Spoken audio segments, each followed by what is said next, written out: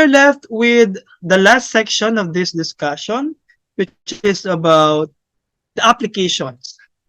Ano po sa physics? So specifically, this is the resultant of a coplanar concurrent force system. Magkaroon po muna tayo ng brief review. Ano po bang ibig sabihin ng coplanar concurrent force system? Pag sinabi po nating coplanar, ibig sabihin po niyan, yung forces po natin ay nag-occur along a single plane, yung common plane. Ano po? So, halimbawa, meron po tayong plane A. Ayan. So, all the forces here, dito po nag-a-act. Wala pong nasa labas. Ano? So, yung forces po natin nag-a-act on the same plane. And then, pag sinabi po natin, it lies on the same plane. Thank you po, Sir Gustado. And then, kapag sinabi po natin concurrent, ibig sabihin, yung lines of action ng ating pong forces ay mayroong point of intersection. So, usually po ang ating point of intersection dito ay yung origin. Ano po? Ayan. So, dito po sa ating problem, ang sabi po dito ay, we need to consider a metal ring where 3 ropes are tied to it. Then 3 students are pulling the 3 ropes, each trying to move the ring in their direction. So kung mapapansin nyo po ay pahila, ano po? Yung ating force, pulling force. And then determine the net force or resultant due to the 3 applied forces. So bago po natin siya ma-solve, ano po ba yung forces po ngayon? Ito po yun, ano? We have 40 newtons, 40 degrees north of east. Yung isa pong force ay 50 newtons, 50 degrees north of west. And then 60 newtons, 60 degrees south of west. Alright, so ulitin po natin ano, vector A, ang magnitude po niya ay 40. And then ang direction po ay 40 degrees north of east. Ang ating pong vector B has 50 newtons and then 50 degrees north of west. And then vector C ay 60 newtons and then 60 degrees south of west. Tama po ano? South of west. Ayan. So, paano po natin ngayon makukuha yung resultant niyan? So, yung resultant po natin is defined as a single vector which can replace yung ating pong forces. So, meaning to say po, yung resultant ay makukuha by adding the vectors. So, sum po siya ng vectors. Okay? So, ang recommended ko po sa inyo na strategy para mas systematic or procedural po yung ating gagawin is that gawa po tayo ng table. Ano? Ay, pwede pong patanggal po yan. Thank you po. We have a table here. Ang ating pong columns ay X and Y. And then sa row headings, we have the vectors. Alright? Ayan. So kahit wala pong line-line, sa pag-construct ng tables, okay lang po. Ano? So for vector A, ang sabi po natin ay 40 newtons. Naalala niyo po, ano?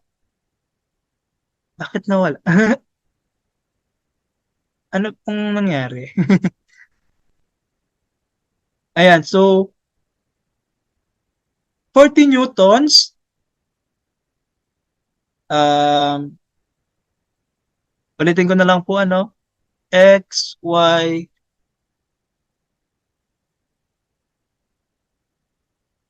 so kung maalala po natin, yung ating pong pagkuha ng component ay magnitude multiplied by the cosine angle. Tama po, yung sa ating X. And then for the Y component ay magnitude times the sine angle.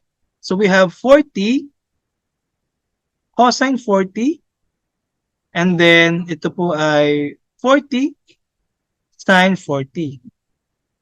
Ngayon po ang problem natin, dun po sa ating dalawang remaining vectors, iyon po ay hindi located sa quadrant 1. Tama? Yung pong ating north of west ay located sa quadrant 2. So kung atin po siyang babalikan, pag quadrant 2, we have negative sa X, positive sa Y. So kung gusto po natin na i-cover ulit, or isulat ulit, yung ating pong given angle, ang gagawin po natin ay kailangan po natin tingnan kung ito po ba ay negative or positive. So in our case, sa atin pong vector B, yun po ay north of west. So quadrant 2 po siya. Ano? So ibig sabihin, kung gusto po natin gamitin yung 50 degrees as our angular inclination, dapat po ay negative si x at positive si y. Nakuha po ba yun? So again, negative si x, positive si y, mainly because yung atin pong vector ay located sa second quadrant. Alright, so negative 50 cosine 50, and then this will become positive 50 sine 50. Okay, and then how about vector C? So for vector C, we get 60 degrees south of west. So pag south of west po yun ay quadrant 3. Wherein kapag quadrant 3, parehas po siyang negative. So therefore, kung gusto po natin gamitin yung 60 degrees, dapat same po na negative ang ilalagay for the signs. So negative 60 cosine 60 and then negative 60 sine 60. Nagets po ba ng everyone? So again, kapag po gusto nating gamitin yung given na angle, ang gawin po natin is to determine ano po yung magiging sign. Kasi kapag kinuha po natin yung 50 with respect sa positive x-axis, that will become 90 plus 50 is 140. Ano? So 140 degrees po siya. Pero kapag ang gusto po natin, tama po ba? Pag 50 degrees north of west, ito po yun, 50 degrees. So mali. 180 minus 50, we get 130. So that will become 130 degrees with respect sa positive x-axis. So again, kung halimbawa, ayaw nyo po na mag-determine ng signs, ang gagawin po natin ay, alamin po natin yung appropriate angular inclination with respect sa positive x-axis. So di po ba ang 50 degrees north of west ay ito? Okay? And then kapag po ginawa po natin siyang with respect sa positive x-axis, ibig sabihin po niyan ay 180 degrees minus 50 para makuha po natin yung angle na to. Okay? So we get 130. Pero in both cases po ay same naman po yung lalabas.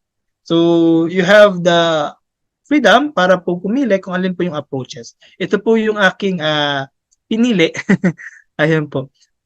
Ayan. So, and then, for the summation of x components, we write r sub x. Ibig sabihin po niyan ay yung x component ng atin pong resultant vector. And then for the summation ng y ay r sub y. Para naman po sa summation ng y components. Sige po, sabay-sabay po tayo mag-compute. Ano po ang 40 cos 40 degrees plus negative 50 cosine 50. Dito po pwedeng diretso ng minus kasi ang positive negative po is negative. So sige po, try po natin. 40 cosine 40.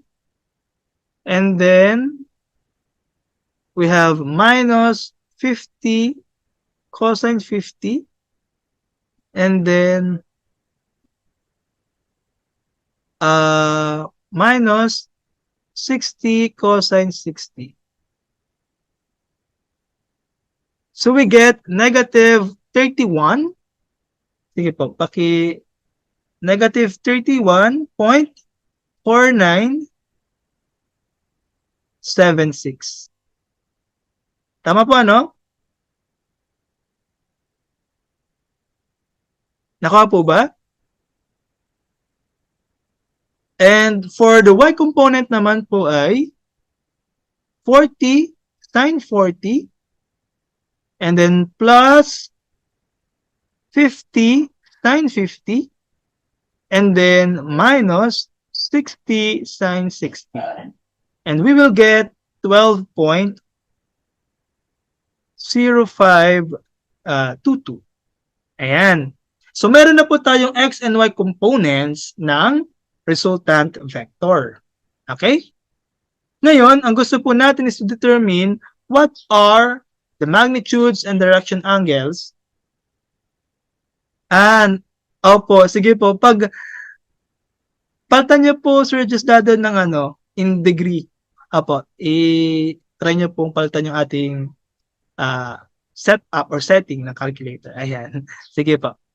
Ayan. So, as I recall, meron pong ganong Facebook meme na parang patulog na po. Tapos, meron pong sinabi yung katabi na nakarad po yung calculator. Kasi pag po nakarad ay magkakamali po yung ating computation. Ayan. So, yun po pala, no? Before po tayo gumamit ng calculator, make sure na okay po yung ating calculator settings. Ayan. So, tama po yan, ano? Ang R sub X po natin is negative 31.4976. And then, R sub Y is 12.0522. Now, how do we determine po yung ating magnitude? So, for the magnitude of R, the resultant vector, again, ano nga po yung form natin? Yung formula po natin, we have, para po sa Pythagorean, ano, square root of R sub X squared plus R sub Y squared. Okay po ba? Ayan. And then, by plugging in, so we get negative 31.4976 quantity squared plus 12.0522 quantity squared. Ayan. Sige po, ano po ang ating magiging sagot?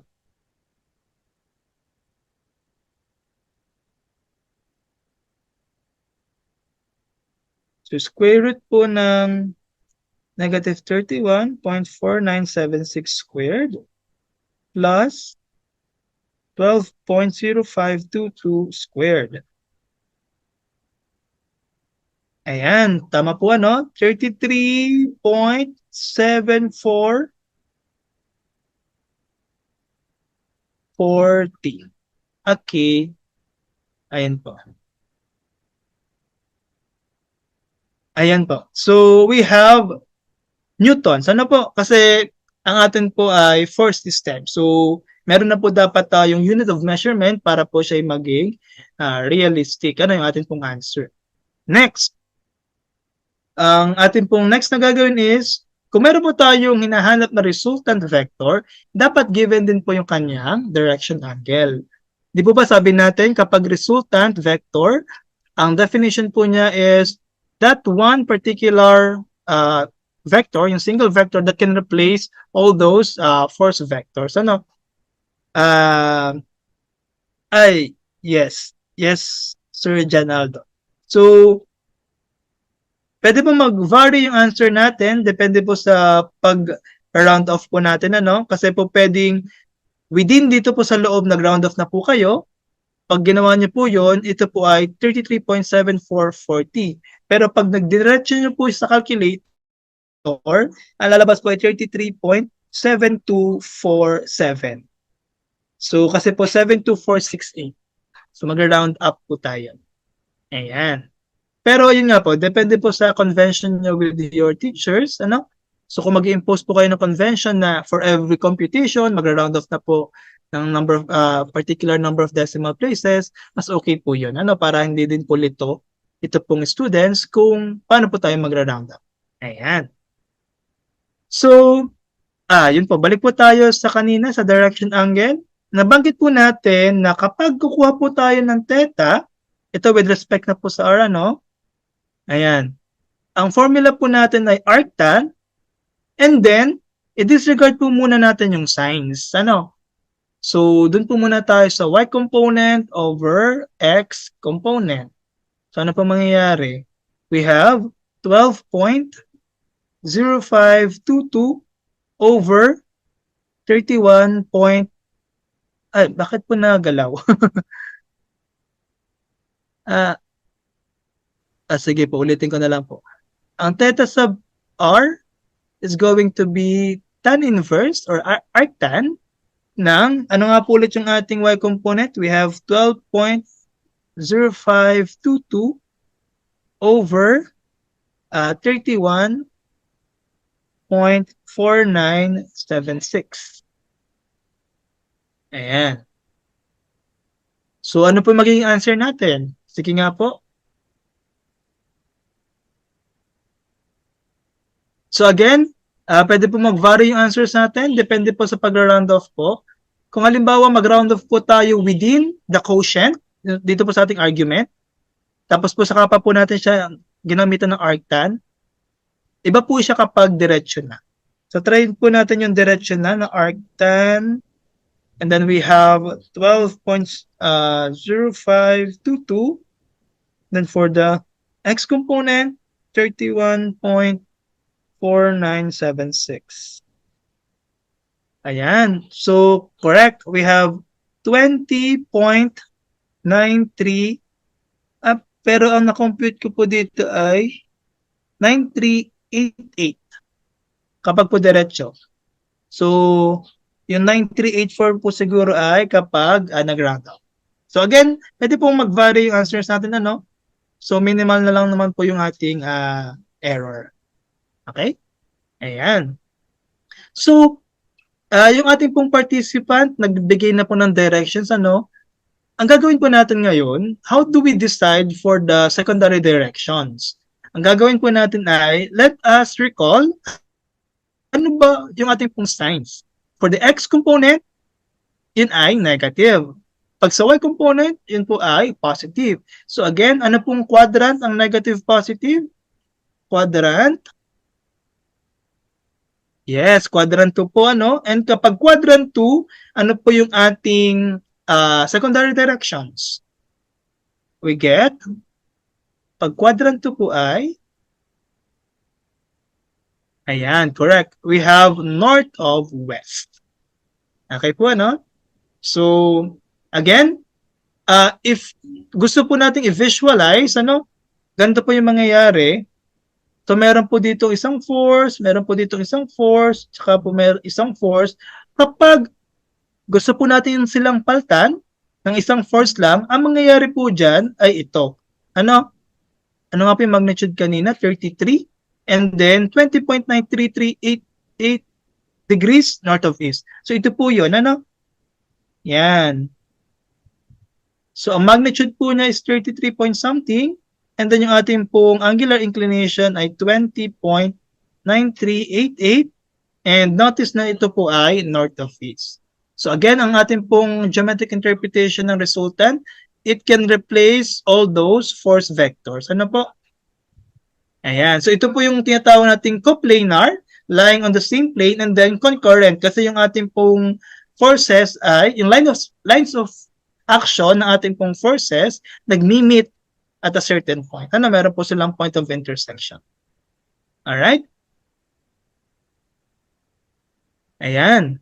So, I think, okay ang lahat, ano po? Sa pagkuha po ng ating applications na part.